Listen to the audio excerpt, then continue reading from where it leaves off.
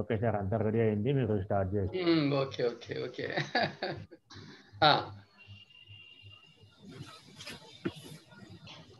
నాది full show రావట్లేదు, నాది ఫుల్ స్క్రీన్ రావట్లేదు. ఫుల్ స్క్రీన్ వస్తుందండి, మాకు వస్తుంది బాగానే వస్తుంది. ఓకే.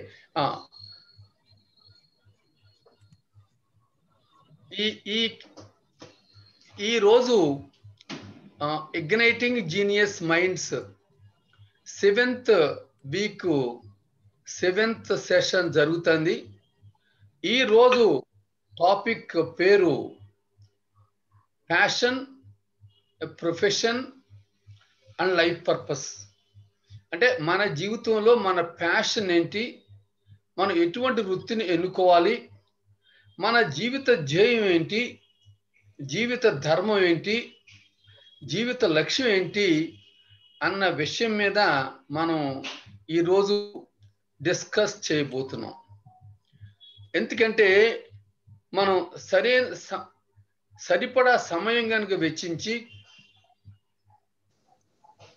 విజ్ఞానం ఉన్న వాళ్ళ చేత మనం మాట్లాడి మన ప్యాషన్ ఏమిటి, మన ఏ ప్రొఫెషన్ తీసుకుంటే బాగుంటుంది, ఏ లైఫ్ పర్పస్ మీద వర్క్ చేస్తే బాగుంటుంది అని మనకు తెలిసినట్లయితే జీవితం ఒకసారి లక్ష్యాన్ని పూర్తిగా నిర్ధారించుకుని అదే లైన్లో ప్రయాణం చేసినట్టు అవుతుంది. అప్పుడు మన జీవిత గమ్యాన్ని సంతోషంగా, ఆనందంగా, సంతృప్తిగా, ప్రశాంతంగా చేరగలుగుతాం. మన ప్రయాణం ఎంతో సంతోషంగా, ఒడిదుడుకులు వచ్చినా కానీ మనం ఆ ఒడిదుడుకులు కూడా మనం ఆనందంగా అనుభవించగలుగుతాం. ఇంతకు ముందు సెషన్స్లో ఒక సెషన్లో ఇగ్నైటింగ్ జీనియస్ 1 టాపిక్లో 15 steps to tapping your genius అని విజన్, డిజైర్, ఫెయిత్ ఒక 15 స్టెప్స్ గురించి డిస్కస్ చేయడం జరిగింది. ఈ 15 అడుగుల్ని కనుక, ఈ 15 మెట్లని కనుక ఎవరైనా ఉపయోగించుకున్నట్లయితే వాళ్ళకి జీవితంలో ఉన్నత స్థితికి చేరటానికి చాలా చాలా ఉపయోగపడుతుంది. తర్వాత ఎదిగే మనస్తత్వం కూడా ఇంపార్టెంట్.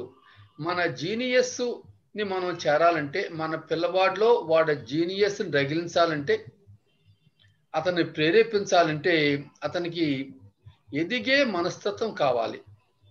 నేను జీవితంలో ఎదగాలి, నేను ఏదైనా ఈరోజు బాగా చేయలేకపోయినా నేర్చుకుని ఇంకా ముందు ఇంకా బాగా నేర్చుకోగలుగుతాను అని నమ్మకంతో చేయటం చాలా ముఖ్యం అన్నమాట. తర్వాత ఇందులో నేను కాళిదాస కథ చెప్పడం జరిగింది. కాళిదాసుడు ఒక తెలివి తక్కువ వాడి కింద ఉండేవాడు.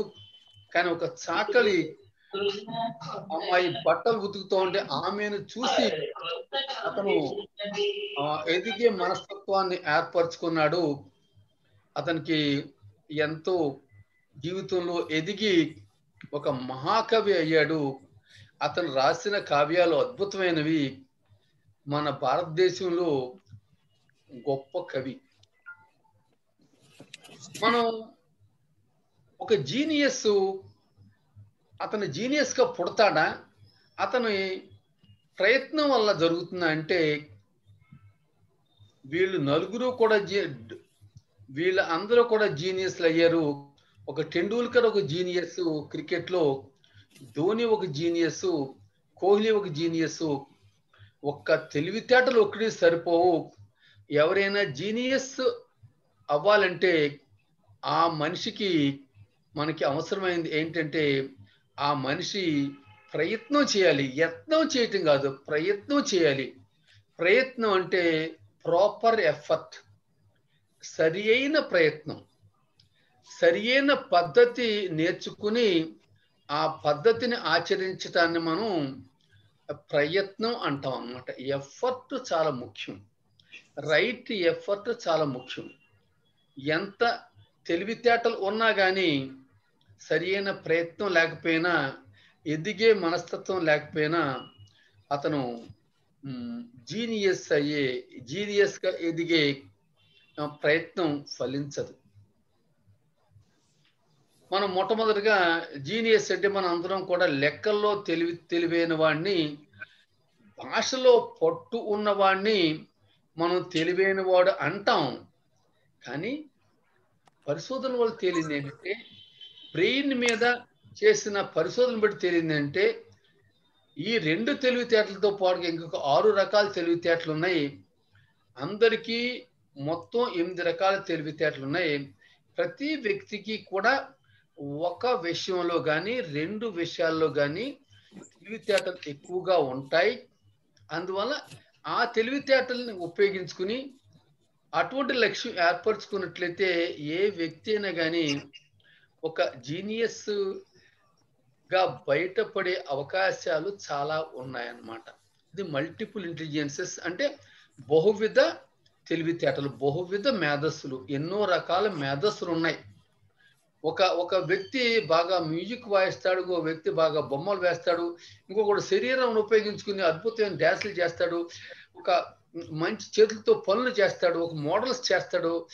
వీళ్ళు అందరూ కూడా తెలివైన వాళ్ళే. లెక్కలు బాగా చేసిన వాడే తెలివైనడు కాదు, లాంగ్వేజ్ చేసిన వాడే తెలివైన. ఎన్ని రకాల తెలివితేటలు ఉన్నాయనే విషయం మనం గుర్తుంచుకోవాలి. మన పిల్లలు లెక్కల్లో బాగా చేయకపోయినా, లాంగ్వేజ్లో బాగా లేకపోయినా మనం పూర్తిగా నిరుత్సాహపడాల్సిన అవసరం లేదు. వాడిని నిరుత్సాహపరచవద్దు. వాడిని నిరుత్సాహపరచడం అంటే వాడి తెలివితేటలను మనం చంపివేయడమే. అతను ఏ రకమైన తెలివితేటలు ఉన్నాయో తెలుసుకుని మనం అర్థం చేసుకుని అతన్ని గనక మనం సరిగ్గా ఉత్సాహపరిచినట్లయితే అతని జీవితంలో ముందుకెళ్ళటం జరుగుతుంది అనమాట. అలాగే కొంతమంది ఇన్ఫర్మేషన్ చాలా తేలిగ్గా క్లాసులో పాఠం విన్నప్పుడు వాళ్ళు ఇన్ఫర్మేషన్ జాగ్రత్తగా తీసుకోలేరు. వాళ్ళకి క్లాసులో పాఠం ఎలా వినాలో తెలీదు, ఎలా ఇన్ఫర్మేషన్ తీసుకోవాలో తెలీదు. అందువల్ల వాళ్ళు క్లాసులో వెనకబడతారు. ఈ 4 రకాల మెథడ్స్ తెలుసుకుని ఒక విద్యార్థి నాకు ఏ రకమైన మెథడ్ నేను ఉపయోగిస్తానని తెలుసుకున్నట్లయితే, దానికి సరైనటువంటి పద్ధతులు ఉపయోగించినట్లయితే ప్రతి విద్యార్థి కూడా ఒక క్లాసులో టీచర్ నుంచి కానీ, ఒక పుస్తకం నుంచి కానీ, ఒక డిస్కషన్లో కానీ ఇన్ఫర్మేషన్ పూర్తిగా తెలుసుకోగలుగుతాడు, దాన్ని అనాలిసిస్ చేయగలుగుతాడు, అర్థం చేసుకోగలుగుతాడు. అందువల్ల ఏ వ్యక్తి కూడా తెలివి తక్కువ అనుకోవద్దు. ఏ వ్యక్తి అయినా కానీ తన లెర్నింగ్ స్టైల్, నేర్చుకునే పద్ధతి ఏంటి, తనకున్న తెలివితేటలు ఏమిటి అని 2 విషయాలు కనుక తెలుసుకున్నట్లయితే అతని జీవితంలో ఎదగటానికి ఎన్నో అవకాశాలు ఉన్నాయన్నమాట. మళ్ళీ 8 రకాల తెలివితేటలు మనం తెలుసుకుని, ఎడిసన్ చదువులో తెలివిగా ఉండేవాడు కాదు. ఐన్స్టీన్ కూడా చిన్నప్పుడు సరిగ్గా రాయలేకపోయేవాడు. ఇతని యాంపియరు, ఇలా మనం బిల్ గేట్స్ పూర్తిగా చదువు డిగ్రీ కంప్లీట్ చేయలేదు. అంబానీ ఒక పంపులో, ఒక పెట్రోల్ పంపులో వర్క్ చేశాడు. ఇలా వీళ్ళు అందరూ కూడా రకరకాల విషయాల్లో తెలివైన వాళ్ళు. వీళ్ళందరూ కూడా లెక్కల్లో తెలివైన వాళ్ళు కాదు. మీరు ఇక్కడ ఇతను చూడండి, మనకి అందరికీ తెలుసు, ఇతను మ్యూజిక్ లో మహా మేధావి, కానీ అతను పెద్దగా చదువుకోలేదు అనే విషయం మనం గుర్తుంచుకోవాలన్నమాట. అంటే ప్రతి వ్యక్తి కూడా తనకున్నటువంటి శక్తి సామర్థ్యాలు ఏంటి, తనకున్నటువంటి కోరిక ఏంటి, ఏ పని చేస్తే దానికి ఇష్టం అని తెలుసుకుని సరైన లక్ష్యం కనుక ఏర్పరచుకున్నట్టయితే అతని జీవితంలో ఏ విధంగా పైకి వెళ్తాడో చిన్న చిన్న ఉదాహరణలు ఉపయోగించుకుని మనం ముందు నేర్చుకోపోతున్నాం అన్నమాట. తర్వాత ఎటువంటి కెరీర్ తీసుకోవాలన్న దాని గురించి మల్టిపుల్ నేచర్స్, రొడాల్ఫ్ అనే ఆయన ఇతను దీన్ని తెలుసుకుంటాం జరిగిందనమాట. ఒక వ్యక్తి ప్రొటెక్టివ్ నేచర్ ఉంటుంది. ఈ ప్రొటెక్టివ్ నేచర్కి అనుకూలంగా ఇతను వృత్తిని ఎన్నుకోవాలి. ఎడ్యుకేటెడ్ నేచర్ ఉన్నవాడు ఒక టీచర్ కింద అటువంటి చేసుకోవాలి. అతనికి ఉన్నటువంటి ప్రవృత్తిని బట్టి వృత్తిని ఎన్నుకుంటే ప్రతి విద్యార్థికి కూడా జీవితంలో ఎదిగే అవకాశం వస్తుంది. అతను తల్లిదండ్రులతోటి అందరితోటి కూడా మంచి జీవనాన్ని గడిపి జీవితంలో విజయాన్ని సాధిస్తాడనమాట. నెక్స్ట్ క్లాస్లో మనం కిందటి క్లాస్లో మనం ట్రాన్సాక్షన్ అనాలిసిస్ అనే విషయంలో తెలుసుకుని ప్రతి వ్యక్తిలోనూ ముగ్గురు మనుషులు ఉంటారు. ఒక్కొక్క టైంలో ఒక్కోలా బిహేవ్ చేస్తూ ఉంటారు. పిల్లవాడి కింద, తల్లి తండ్రి కింద, ఒక అడల్ట్ కింద ఉంటారు. వీళ్ళు ప్రవృత్తులు రకరకాలుగా ఉంటాయి. ఒక మంచి తల్లి తండ్రి ఏ విధంగా ఉండాలి? ఒక మంచి తండ్రి గాని, తల్లి గాని ఒక నర్చరింగ్ పేరెంట్ కింద ఉండాలి. పోషించే తండ్రి కింద ఉండాలి. తక్కువగా విమర్శించే తండ్రి కింద ఉండాలి. అదే విధంగా తండ్రి తన కుమారుణ్ణి సమానంగా విన వ్యక్తి కింద అతన్ని చూడగలగాలి. అదే అడల్ట్ పెద్ద మనిషి మనస్తత్వం అన్నమాట. ఇవి మనం ఉపయోగించుకున్నట్లయితే మనకి ఎన్నో విధాల ఉపయోగాలు ఉంటాయి. ఇది మనం డిస్కస్ చేయడం జరిగింది. స్ట్రోక్స్ గురించి కూడా మనం డిస్కస్ చేసాం. ఇప్పుడు మనం లైఫ్ పర్పస్ గురించి మనం ఆలోచిస్తున్నాం అన్నమాట. వీడు చూడండి ఈ అమ్మాయి ఎంత సంతోషంగా ఉంది చూడండి. ఈ అబ్బాయి ఎంత సంతోషంగా ఉన్నాడు చూడండి. ఈ అమ్మాయి ఎంత సంతోషంగా ఉంది చూడండి. వీళ్ళందరూ సంతోషంగా ఉండడానికి కారణం అంటే వాళ్ళు తమకు ఇష్టమైన పని చేస్తున్నారు. ఆ ఇష్టమైన పని ఎంతో నైపుణ్యంతో చేస్తున్నారు. అందువల్ల వాళ్ళు ఎంతో సంతోషమైన మొహాలను మనం చూడగలుగుతాం అన్నమాట.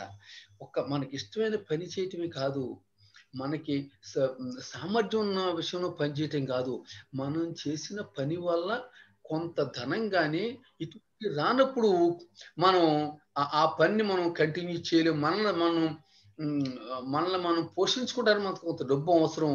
అందువల్ల మనం చేసే పని ఎంత ఇష్టమైందని కానీ మనకి ఎంత ఇష్టమైందని కానీ మనకి చేసే పని ఎంత నైపుణ్యం ఉన్నా కానీ ఆ చేసే పని వల్ల డబ్బు కూడా వచ్చేట్లయితే బాగుంటుంది. అదర్వైజ్ దాన్ని వృత్తి కింద చేయలేము. అందులో కనుక మనకు ఆదాయం రానప్పుడు దాన్ని ఒక హాబీ కింద మాత్రమే మనం చేసుకోగలుగుతాం. ఈ విషయాన్ని నేను డీటెయిల్గా ముందు చెప్పబోతాను. మనిషి సంతోషంగా ఉండటం ముఖ్యం. ప్రతి నిమిషం కూడా కష్టాల్లో ఉన్నా కానీ సంతోషంగా ఉండగలగాలి. సుఖంలో ఉన్నప్పుడు సంతోషంగా ఉండగలిగి ఎలా ఉండాలి, అలా మనం ఒక లైఫ్ పర్పస్ని ఎలాగ తెలుసుకోవాలి అన్న విషయాలు మనం ముందు తెలుసుకోబోతున్నాం అన్నమాట. గణపతి వరం గారు, నెక్స్ట్ మన గురించి ఒక ఐస్ బర్గ్, మీరు సినిమా చూస్తుంటారు. ఏదంటే ఒక ఐస్ బర్గ్ ఏం చేస్తుందంటే ఐస్ బర్గ్ వదిలేసి ఆ షిప్ పడిపోద్ది అని ఏమంటా, ఏదో షిప్ దానికి ఆ షిప్ పడిపోతుంది అనమాట. ఎందుకంటే ఎప్పుడు కూడా లోపల ఐస్ ఎక్కువ ఉంటుంది. ఒక 70-80% ఐస్ ఉంటుంది. పైన కనిపించే ఐస్ చాలా తక్కువ ఉంటుంది అనమాట. అందువల్ల మనం గుర్తుంచుకోవాల్సిందంటే మనం మామూలుగా మనసుతో ఆలోచించినట్లయితే మనకి యాక్చువల్గా మన కోరికలు ఏంటి, మనకున్న ఆస్పిరేషన్స్ ఏంటి, మనకున్నటువంటి భయాలు ఏంటి, మనకున్న లక్ష్యాలు ఏంటి అన్నది మనకు తెలియదు అనమాట. మనకు గనక ఈ విషయాలు తెలియాలంటే ఎక్కువ సమయం ఒంటరిగా మనం తెలుసుకోవాలి. సమయాన్ని మనం గడపాలి. అదేవిధంగా పేపర్ మీద రాసుకోవాలి. కొంత సమయం కానీ గడిపినట్లయితే మన కోరికలు ఏంటి, మనకు ఉన్నటువంటి లోపల అంతర్గతంగా ఉన్నటువంటి భయాలు ఏంటి, మనకు ఉన్నటువంటి బాధలు ఏంటి, మనకి ఏమైనా లక్ష్యాలు ఏంటి అని మనకు తెలుసుకున్నట్లయితే దానికి అనుకూలంగా మనం మన పనిని, మన లక్ష్యాలని మనం పెట్టుకోగలుగుతాం. ఇవి చాలా ముఖ్యం. మనం పెట్టుకునేటువంటి లక్ష్యాలు చాలా ముఖ్యం అన్నమాట. మనం పెట్టుకునే లక్ష్యాలు మనకి చాలా ముఖ్యం అన్నమాట. దీని గురించి నేను ముందు చెప్పబోతున్నాను. మీరు చూడండి, ఈ అబ్బాయి క్రికెట్ ఆడుతున్నాడు. క్రికెట్ ఆడుతూ ఉంటే వాడు చాలా సంతోషంగా ఉంది. అదే కాకుండా వీడికి మంచి నైపుణ్యం ఉంది. ఈ క్రికెట్ని వీడు ఎంజాయ్ చేస్తున్నాడు. ఈ అబ్బాయి టెన్నిస్ ఆడుతున్నాడో, ఎంతో నైపుణ్యంగా ఆడుతున్నాడో, ఈ పని చేయటం చాలా ఇష్టం. కానీ ఇతను ఈ పనినే వృత్తి కింద పెట్టుకోవచ్చా? ఈ టెన్నిస్ ఆటను వృత్తి కింద పెట్టుకోవచ్చా? ఈ టెన్నిస్ ఆటాన్ని అతను డబ్బు సంపాదన ఉపయోగించుకోవచ్చా? అలాగే ఇతను క్రికెట్ డబ్బు సంపాదన ఉపయోగించుకోవచ్చా? ఇతను బాగా జంప్ చేస్తున్నాడు, నైపుణ్యం ఉంది, అన్నీ ఉన్నాయి, కానీ ఇతను దీన్ని వృత్తి కింద పెట్టుకోగలడా అన్నది తెలుసుకోవాలంటే మనకు 3వ ప్రశ్న వేయాలన్నమాట. మనం చేసే పనిలో మొట్టమొదటి మనకు కావాల్సిందంటే ఆ పని అంటే మనకు చాలా ఇష్టం ఉండాలి. ఆ పని అంటే మనకి ఇష్టం ఉండటం కాకుండా ఆ పనిలో మనకు నైపుణ్యం ఉన్నప్పుడు ఆ పని మనం అవలేలుగా చేస్తూ ఉంటాం, చాలా అందంగా చేస్తూ ఉంటాం, చాలా బాగా చేస్తూ ఉంటాం. అది మనకి ఎంతో సంతోషాన్ని కలగజేస్తుంది అనమాట. ఎందుకంటే అది మనం ఇష్టమైన పని మనం ఎంతో నైపుణ్యంతో చేస్తున్నాం. కానీ ఇవి అన్నీ కూడా మనం వృత్తి కింద ఉపయోగించుకుంటామా అంటే మన ప్రశ్నార్థకమే. ఇక్కడ చూడండి, ఈ అమ్మాయి మౌంటైనీరింగ్ చేస్తాను, మౌంటైనీరింగ్ చేస్తే అమ్మాయికి డబ్బు, ఎంజాయ్ చేస్తాను, మౌంటైనీరింగ్ కూడా డబ్బు వస్తుందా? ఇతను మ్యూజిక్ వాయిస్తాను, మ్యూజిక్ కూడా డబ్బు వస్తుందా? డబ్బు వచ్చేంత నైపుణ్యత ఉన్నట్టు ఇతను మ్యూజిక్ వాయించవచ్చు. ఇతను ప్రపంచంలో గొప్ప మ్యూజిషియన్ కనుక అయినట్లయితే ఇతను వృత్తిని దీన్ని పెట్టుకోవచ్చు. కానీ ఇది యావరేజ్ మ్యూజిషియన్ అయినప్పుడు, అతనికి యావరేజ్ నైపుణ్యత ఉన్నప్పుడు అతనికి ఎంత ఇష్టమైన పని అయినా కానీ అది ప్రొఫెషన్ కాదు, అది వొకేషన్ కాదు, అది ఒక వృత్తి కాదనమాట. ఒక వృత్తి అవ్వాలంటే మనం అందులో బాగా నైపుణ్యత ఉన్నట్లయితే మనం దానివల్ల మనకు డబ్బు రావటం జరుగుతుంది అన్నమాట. అందువల్ల మనం ఏ వృత్తి చేసినా కానీ నాకు ఇష్టమైన పని చేస్తానంటే కుదరదు. మనల్ని మనం సపోర్ట్ చేసుకోవాలి. మనకి ఎంత డబ్బు ఉన్నా కానీ ఎప్పుడైనా సరే మనల్ని మనం చేసిన పని వల్ల మనం మనం చేసిన పని వల్ల మనం డబ్బును కూడా సంపాదించగలగాలన్నమాట. అప్పుడే వృత్తి అవుతుంది.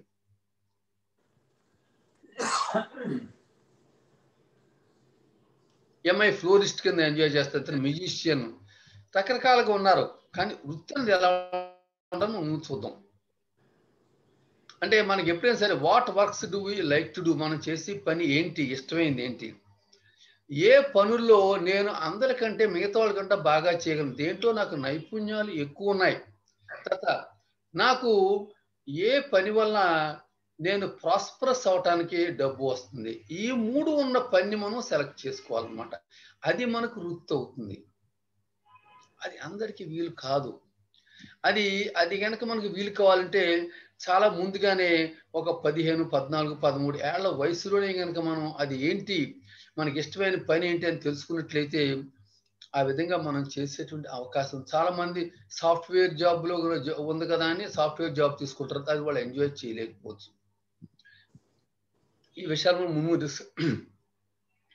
రకరకాల వృత్తులు అనమాట, రకరకాల పనులు చెప్తున్నాం. బాల మురళీకృష్ణ గారు మనకు తెలుసు, మంగళంపల్లి బాల మురళీకృష్ణ గారు. అంటే ఇక్కడ చూడండి, ఆయన చిన్నప్పటి నుంచి కూడా 6 సంవత్సరాల వయసు నుంచి కూడా ఆయన మ్యూజిక్ వాయించడం మొదలుపెట్టారు. ఆయన 86 సంవత్సరాలు బతికాడు. 78 సంవత్సరాలు ఆయన మ్యూజిషియన్ గా ప్రొఫెషనల్ గా వాయించాడు. ఆయన చిన్నప్పుడు క్లాస్కి వెళ్ళినప్పుడు పాఠాలు చదివేవాడు కాదు. ఆయన ఆ టీచర్ ఏమన్నాడు అంటే ఈయన్ని పాటలు పాడమన్నాడు, ఈ మ్యూజిక్ వాయించమని అంటూ ఉండేవాడు అనమాట. ఈయన మ్యూజిక్ ని ఇంట్రెస్ట్, ఆయనకి చాలా ఇష్టం, అందులో అతను ఎక్స్పర్ట్, అందులో అతనికి ప్యాషన్ అయింది. బాగా ఎక్స్పర్ట్ అవటం వల్ల అతనికి డబ్బు వచ్చింది, అది అతనికి ప్రొఫెషన్ అయింది. ఇది ఒక్కటి కాకుండా అతని మ్యూజిక్ ని ప్రపంచానికి కూడా ఉపయోగపడింది. అందువల్ల అది అతని లైఫ్ పర్పస్ అయిందనమాట. అంటే ఒక పని లైఫ్ పర్పస్ అవ్వాలంటే మనకి 4 రకాలుగా అది ఉండాలన్నమాట. ఒకటి ఏంటంటే మనకి ఇష్టమైనటువంటి పని అయి ఉండాలి, అందులో మనం ఎక్స్పర్ట్ అయి ఉండాలి, అప్పుడు మనకి ప్యాషన్ అవుతుంది. మనకి బాలమురళీకృష్ణ గారికి మ్యూజిక్ ప్యాషన్, ఆయనకి దానివల్ల ఆ ప్యాషన్ ఇన్కమ్ వచ్చింది. ఎందుకంటే ఆయన పాటలు పాడితే డబ్బులు ఇచ్చేవారు, అందువల్ల అతనికి ఇది ప్రొఫెషన్ అయింది. ఆయన మ్యూజిక్ వాయిస్తూ ఉంటే లక్షలాది మంది వచ్చి ఆయన మ్యూజిక్ చూస్తూ ఉండేవారు. ఈ రోజు కూడా ఆయన వీడియోల్ని, ఆడియోల్ని లక్షలాది మంది, కోట్లాది మంది చూస్తున్నారు. భవిష్యత్తులో కూడా జరుగుతుంది. ఆయన చేసిన పని ప్రపంచానికి ఉపయోగకరమైంది. అటువంటి దాన్ని లైఫ్ పర్పస్ అంటారన్నమాట. ఈ లైఫ్ పర్పస్ మీద ఎవరైతే పని చేస్తారో, జీవిత ధర్మం మీద, జీవిత గమ్యం మీద, ప్రతి వ్యక్తి ఒక ప్రత్యేకమైన పని గురించి సృష్టించబడ్డాడని కొంతమంది ఫిలాసఫర్స్ అంటారు. ఆ విధంగా ఈయన లైఫ్ పర్పస్ మ్యూజిక్ గురించి ఆయన చేయడం జరిగింది. ఆయన తల్లి గారు చిన్నప్పుడే పోయినా కానీ తండ్రి పెంచినా కానీ అతని కెరీర్ని 6 సంవత్సరాల వయసులో స్టార్ట్ చేశాడు. 25,000 పైన కన్సర్ట్స్ ఇచ్చాడు ప్రపంచవ్యాప్తంగానే. ఆయన పండిట్ భీమ్సేన్ జోషితో కూడా కలిపి పనిచేశాడు. అందువలన ఈయన ఎన్ని అవార్డ్స్ వచ్చినాయంటే, అంటే ఆయనకి యాక్చువల్గా భరతరత్న రావాలి, పొలిటికల్గా పవర్ అంటే భరతరత్న రావాలి, కానీ మ్యూజిషియన్ ఎవరు పట్టించుకుంటారు? పద్మభూషణ్ వచ్చింది, సెకండ్ హైయెస్ట్ అవార్డ్ అన్నమాట.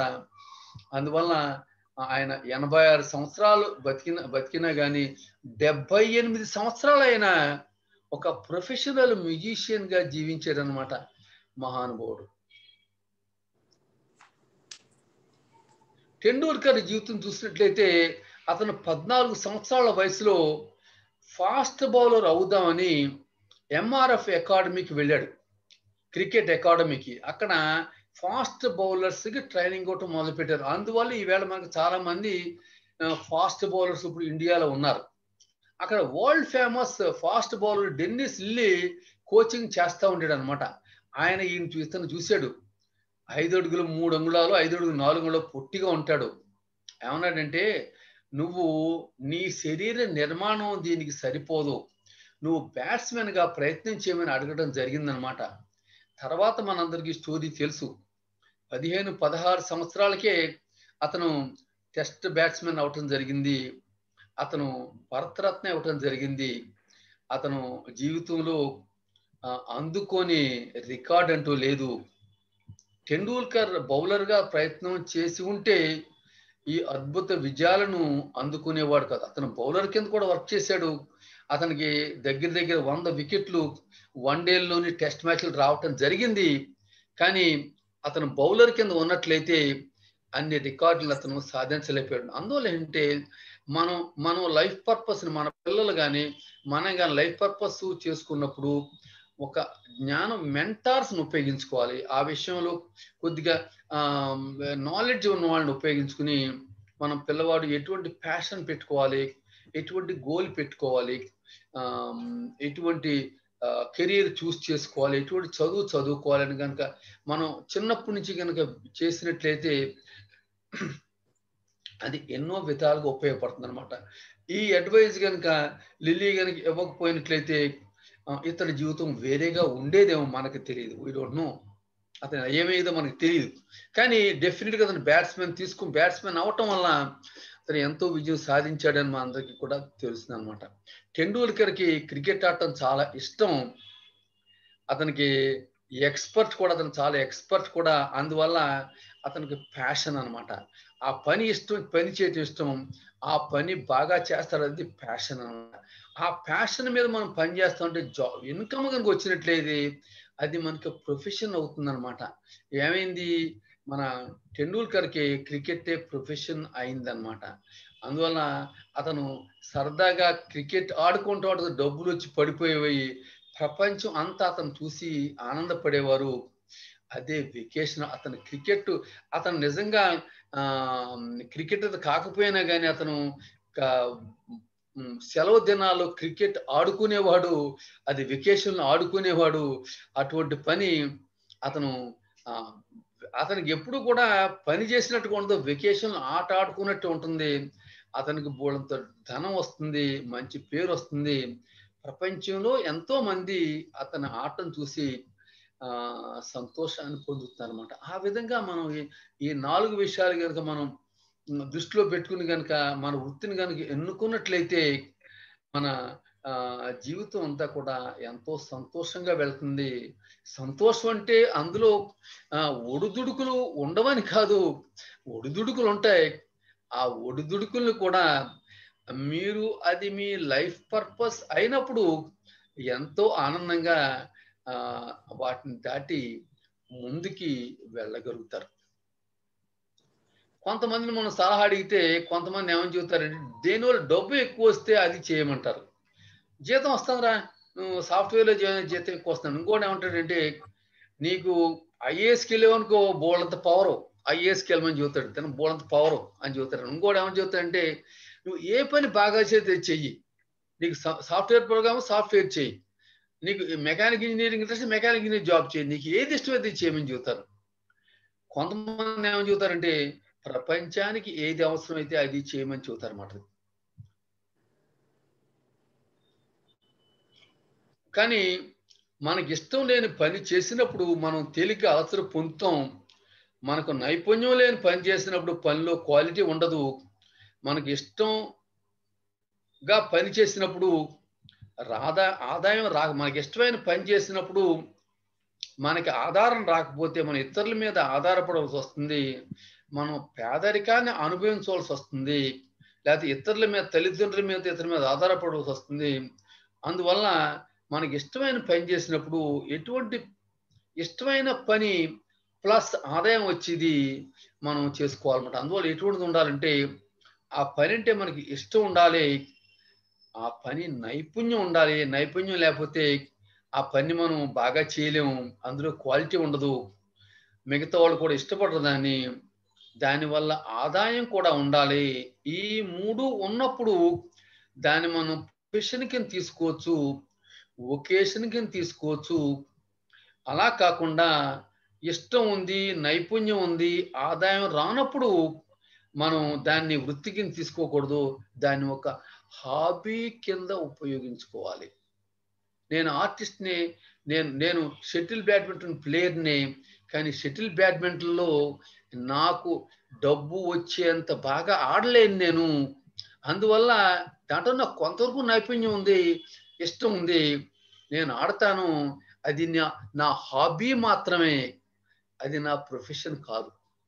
కానీ యాజ్ ఎ కెమిస్ట్రీ ప్రొఫెసర్‌గా, యాజ్ ఎ కెమిస్ట్రీ టీచర్‌గా నాకు ఆ పని చేయడం ఇష్టం ఉంది. ఆ పనిలో నాకు నైపుణ్యం ఉంది. దానివల్ల నాకు ఆదాయం వస్తుంది.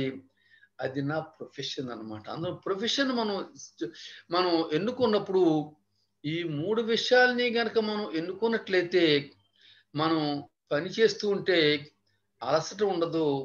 ఎంతో సంతోషంగా చేస్తాం. రాత్రి పగలు ఆ పని చేసినా గానీ మనకి ఏమాత్రమైనటువంటి అలసట కలగదు, చిరాకు రాదు. మనం అలసిపోము.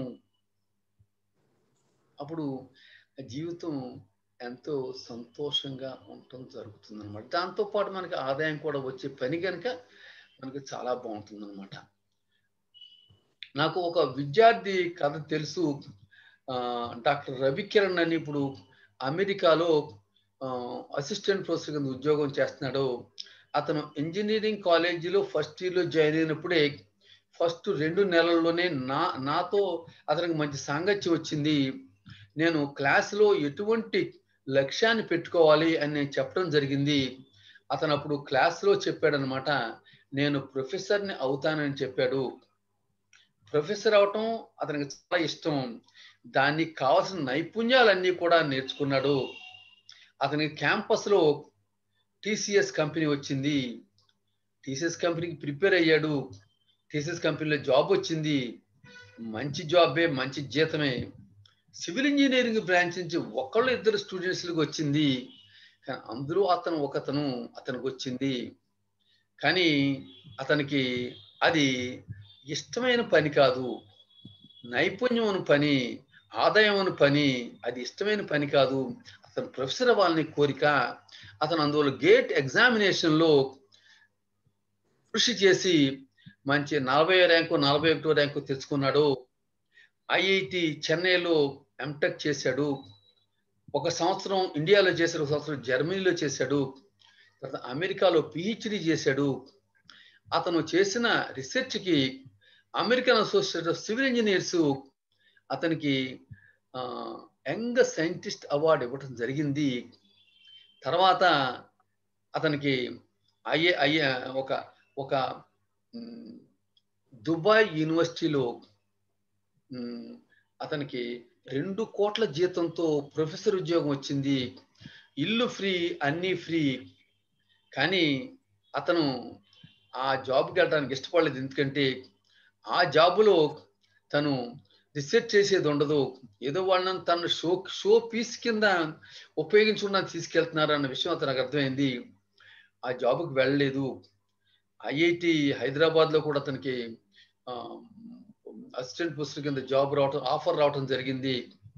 కానీ తర్వాత అతనికి అమెరికాలో ఒక మంచి యూనివర్సిటీలో, స్టేట్ యూనివర్సిటీలో అసిస్టెంట్ ప్రొఫెసర్ కింద జాబ్ రావటం జరిగింది. అది అతనికి ఇష్టమైనటువంటి జాబు, నైపుణ్యం జాబు, సరిపడా ఆదాయం ఉన్న జాబు. అతని ఆదాయం ఎంత వస్తుందంటే ఒక ఫ్రెష్ కంప్యూటర్ సైన్స్ గ్రాడ్యుయేట్ కంటే తక్కువ జీతం వస్తుంది. అతను 10 సంవత్సరాలు ఎక్కువ అనుభవం ఉన్నా కానీ అతనికి ఆ వచ్చే జీతం ఫ్రెష్ గ్రాడ్యుయేట్కి వచ్చే జీతం సరిపోతుంది. కానీ ఆ జీతం అతనికి సరిపోతుంది అనుకున్నాడు. ఎందుకంటే ఆ పని చేయడం అతనికి ఇష్టం, అందులో నైపుణ్యం ఉంది, సరిపడా ఆదాయం ఉంది. అది అతని ప్రొఫెషన్ అయింది. అదే కాకుండా అతను చేసే రీసెర్చ్ ప్రపంచానికి ఉపయోగపడుతుంది. అతను ఆ జాబ్ చేయడంలో ఎంతో మంది విద్యార్థులు అభివృద్ధి చెందుతారు. అతను మొట్టమొదటి సంవత్సరం అయిన తర్వాత ఆ యూనివర్సిటీలో బెస్ట్ టీచర్ అవార్డు అతనికి వచ్చిందనమాట. ఎందుకంటే ఎంతమంది విద్యార్థుల్ని అతను మోటివేట్ చేశాడు చూడండి, ఎంతమంది విద్యార్థులు అతను ఉపయోగపడాడో చూసుకోండి. అదనమాట మనం గుర్తుంచుకోవాల్సిందంటే ఇష్టం ఉండాలి, నైపుణ్యం ఉండాలి, ఆదాయం ఉండాలి. ఇష్టం ఉండి నైపుణ్యం ఉంటే దాన్ని ప్యాషన్ అంటారు. ఇష్టం ఉండి నైపుణ్యం ఉండి ఆదాయం ఉండి పనిగా చేసినట్లయితే అది కరెక్ట్ ప్రొఫెషన్ అంటారు. అది జాయ్ఫుల్ ప్రొఫెషన్ అంటారు. అలా కాకుండా నాకు నైపుణ్యం ఉంది, ఎక్కువ ఆదాయం వస్తుంది అంటే అది సరైనటువంటి ప్రొఫెషన్ కాదు. ఎందుకంటే తర్వాత ఆ పని చేస్తాడు, ఆ పని అతను ఆనందంగా చేయలేడు, అతను సంతోషంగా చేయలేడు. అందువల్ల ఆ పనిలో అలసిపోతాడు, అతను చాలా ఒత్తిడిని ఎదుర్కొంటాడు, చాలా స్ట్రెస్ని పొందుతాడు. అందువల్ల మనం గుర్తుంచుకోవాల్సింది అంటే మన సరైన ప్రొఫెషన్ ఎదుర్కోవడం చాలా కరెక్ట్ అనమాట. అంటే మనం చేసే పని మనకి వాచ్లో మనకి ఇష్టమైన పని చేయాలి. మనకి ఏ పని అయితే బాగా చేస్తామో ఈ రెండిటిని ఇంటర్జెక్షన్ని ప్యాషన్ అంటారు. అలా కాకుండా ఏ పని మనం బాగా చేస్తామో, ఏ పని వల్ల డబ్బు వస్తుందో దాన్ని ప్రొఫెషన్ అంటారు. ఏ పని మనం చేసిన డబ్బు వస్తుందో అదే పని ప్రపంచానికి ఉపయోగపడితే దాన్ని వెకేషన్ అంటారు. అది సెలవుల కింద లెక్క, అది పని చేసినట్టు లెక్క కాదు. అలాగా మనకి ఇష్టమైన పనిని ప్రపంచం గురించి చేసినట్లయితే దాన్ని మిషన్ అంటారు. ఈ 4 ఇంటర్సెక్ట్ అయిన దాన్ని ఇకిగాయి అంటారు. అదే మన జీవన ధర్మం అంటాం, జీవిత లక్ష్యం అంటాం. చాలా మంది జీవితంలో సంతోషంగా ఎందుకుంటారంటే అన్నీ ఉన్నా కానీ వాళ్ళు ఎందుకు జీవిస్తున్నారు వాళ్ళకి తెలియదు, వాళ్ళ లైఫ్ పర్పస్ తెలియదు. అన్నీ ఉంటాయి కానీ వాళ్ళు సంతోషంగా ఉండరు. ఆ లైఫ్ పర్పస్ తెలుసుకున్నటువంటి వ్యక్తి ప్రతి ఒక్కరూ కూడా సంతోషంగా ఆ పనిని చేస్తూ జీవితాన్ని ఆనందంగా గడపగలరు అన్నమాట. మీరు గుర్తుంచుకోవాల్సింది అంటే ఒకినోవా, ఇది ఎలా తెలిసింది? ఒకినోవా అనే ఒక దీవిలో జపాన్లో అందరూ కూడా 95-100 సంవత్సరాలు బతుకుతారు. 95-100 సంవత్సరాలు వచ్చినా కానీ వాళ్ళు తాము చేసే పని సంతోషంగా చేస్తూ ఉంటారు. అదే వృత్తిని వాళ్ళు చేస్తూ ఉంటారు. వాళ్ళు ఎంతో సంతోషంగా బతుకుతూ ఉంటారు, వాళ్ళు ఎంతో తృప్తితో బతుకుతూ ఉంటారు. దాన్నే ఇకిగాయి అంటారు మాట. ఇకిగాయి అంటే మనకు ఇష్టమైన పని, నైపుణ్యమైన పని, ఆదాయం వచ్చే పని, ప్రపంచానికి ఉపయోగ పని ఇకిగాయి అంటారు అన్నమాట. నేను రిటైర్ అయిన తర్వాత అంతకుముందు నేను చూసుకున్నటువంటి జాబ్ ఏంటంటే నాకు వేరే అవకాశాలు ఉన్నా కానీ నాకు నైపుణ్యం ఉన్నటువంటి నాకు ఇష్టమైన పని పిల్లల్ని మోటివేట్ చేయటం, పుస్తకాలు రాయటం. నాకు ఆ పనిలో నైపుణ్యం ఉంది, ఆ పనిలో నాకు కొద్దిగా డబ్బులు వస్తాయి, ఇంతకు ముందు కూడా నాకు సరిపడా ఆదాయం ఉంది. అందువల్ల ఈ పని చేయడంలో ప్రపంచానికి ఉపయోగపడుతుంది. నేను ఈ 8 సంవత్సరాల నుంచి కూడా ఈ సంతోషంగా ఈ పని చేస్తూ చాలా సంతోషంగా ఉండటం జరుగుతుందన్నమాట. మీలో నాకు చాలా మంది తెలుసు, ఎస్ఎన్ రాజు గారు, పార్క్ రాజు గారు, సత్యనారాయణ రాజు గారు, వీళ్ళందరూ కూడా ఒక జీవిత లక్ష్యంతో పనిచేస్తున్నారు. వాళ్ళందరూ కూడా సంతోషంగా ఉండగలుగుతున్నారు. మిత్రులారా, విద్యార్థులారా, మీరు గనక తల్లిదండ్రులారా, ఉపాధ్యాయులారా, మీరు గనక ఈ విషయాన్ని అర్థం చేసుకుని మీ జీవితంలో ఉపయోగించుకుని, మీ పిల్లల జీవితంలో ఉపయోగించుకుని, మీ విద్యార్థుల జీవితంలో ఉపయోగించుకుని, మీ ఫ్రెండ్స్ జీవితంలో ఉపయోగించుకున్నట్లయితే మీరు జీవితంలో ఎంతో సంతోషాన్ని పొందుతారు, ఎంతో తృప్తిగా ఉంటుంది, ఎంతో ప్రశాంతంగా ఉంటుంది. మనకు 3 కావాలి: ప్రశాంతత కావాలి, తృప్తి కావాలి, మనకి ఆనందం కావాలన్నమాట. ఈ 3 కావాలంటే మనం మన జీవన ధర్మాన్ని మనం తెలుసుకోవాలి, మన జీవన ధర్మాన్ని మనం చేసుకోవాలి. అందువల్ల ఆ జీవన ధర్మాన్ని కనుక మనం ఫాలో అయినప్పుడు మన జీవితంలో సంతోషాన్ని పొందగలుగుతాం. మనం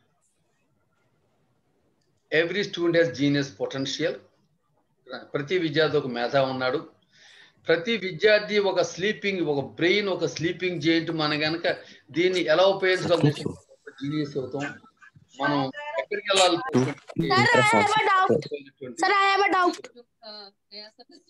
ఏంటమ్మా? Sir, I have a doubt. Can I ask you? Yes, ask. Sir, why melody is so chocolatey? ఏంటి చిన్న?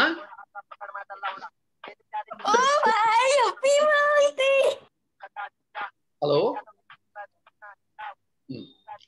నా లెక్చర్ ఎంత అవుతుంది? Sir, please make me host. I will manage them all. Aditya. Sir, make us Aditya. పిల్లలు join అయినట్టు నా session అయిపోయింది. I will manage them. అందరినీ కూడా డిస్కషన్ లో ఉంది. खाना बना ఇక్కడ Hello, sir. चाय लगा दे, Please 4 make number Aditya table पे host. I चाय will लगा दे manage them बेटे। all. సార్ చిన్న బ్రేక్ అండి. నేను बेटा चाय लगा। చేస్తాను, మీరు అందరూ गरम wait चाय, చేయండి. गरम అన్ని खाना చేయండి. बना दीजिए। अरे समोसे भेजा था ना, खाने की क्या जरूरत है, समोसे खा ले बेटा। हाँ ये बात भी है भाई। సార్ మీరు అన్మ్యూట్ చేసుకోండి సార్. चाय कितने रुपए का दे रहा है? 5 रुपए 5 रुपए। अच्छा ठीक है, छोटू 2 बना दो जल्दी 10 जल्दी रुपए का। निकालिए खाना, नहीं तो भी सर को खा जाएंगे। सर चाय पियोगे?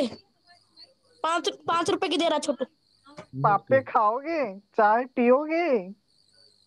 चाय P low friends. Hello guys, चाय पी लो।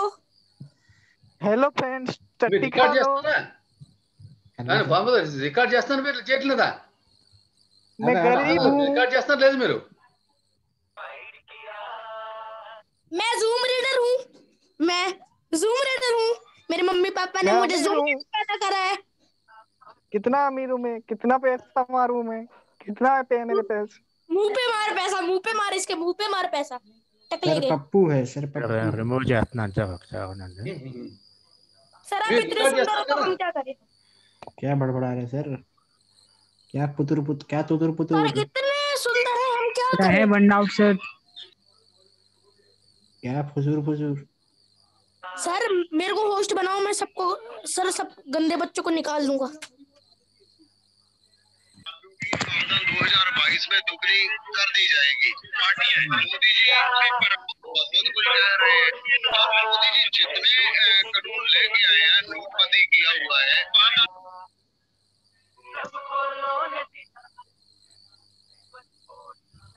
ए भानु प्रसाद राजू गांड खाता क्या, काजू खा लौड़े। आया आया आया।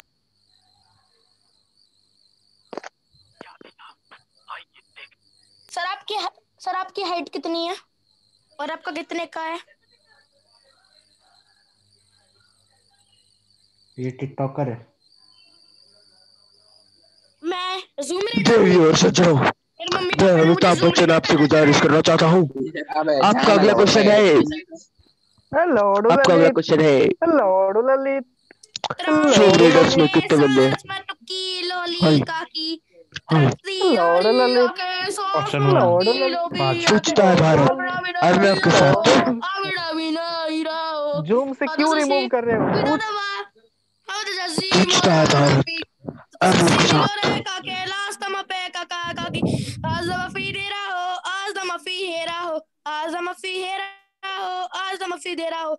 आबड़ा बिना हीरा हो, आबड़ा बिना हीरा हो, अबिरसी सससा अदबसी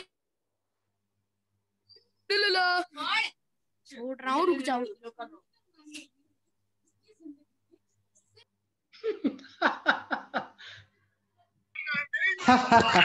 हम बेईमान कह सकते हैं, इंसान ही कह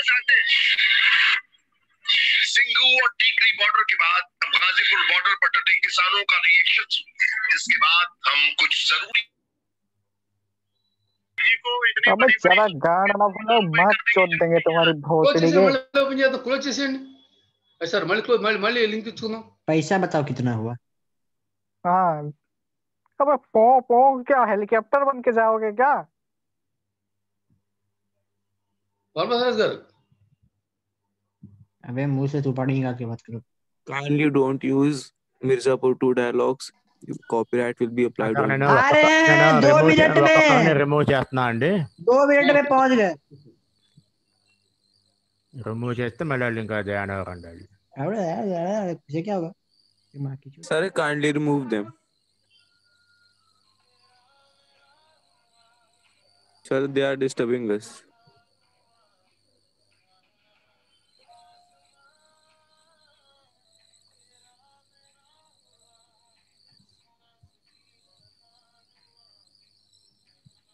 Sir, बूंद के प्यासे हम మ్యూట్ तू చేసేయండి. ज्ञान का सागर बेवफा बेवफा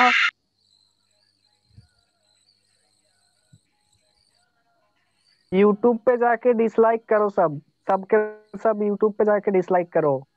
हाँ क्या नाम है? सब्बू राजू खिलाड़ी खिलाड़ी खिलाड़ी नहीं, काली दिंदी। अरे काली दिंदी डिसलाइक करना होना चाहिए। ये भानु प्रसाद ग्रुप में स्पैम कर दो सब लोग। डॉक्टर अरे सप्लाई मोटिवेशनल ट्रेनर है ना तू, तो मोटिवेट कर हमको। हमें यूं फालतू में बेले बैठे हैं इधर, हमको मोटिवेट कर। डिसलाइक खुद पोछा लगाता है। Your Zoom meeting has been hacked. Zoom meeting has been hacked.